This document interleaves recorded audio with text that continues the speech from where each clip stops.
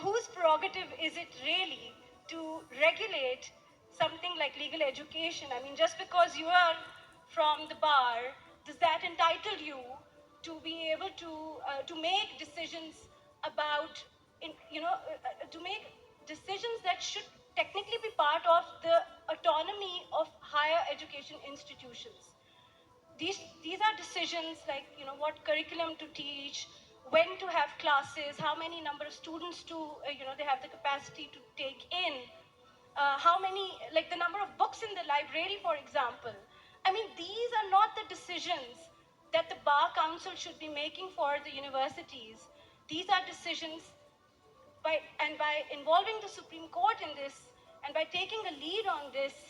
I think what they have done is they have stifled the kind of diversity of programs that we could have had, or they've stifled the kind of opportunities that an autonomous university could have created for their students, because now what you have is a curriculum that they have prescribed, and they want it uniformly applied to all law schools, and they want to regulate, and they also want the students to pay a certain sum of money just because they're enrolling in a law school.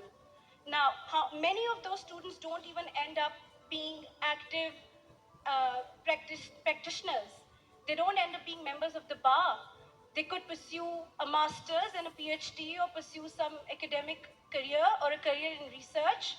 They could take up any sort of, they could do a CSS after that and do any government job, or be in foreign office, or work in international law or some international organization. But no, you have to pay a certain sum of money to the bar just because you've decided to enroll in a law school. And what do the law students get in return for that amount of money that they're paying to the bar? Nothing. Zilch. Zero. Because when you ask them to set up a fund to support the law students who qualify for international mooting competitions, they say that students are not within our jurisdiction, or that this is out of our scope.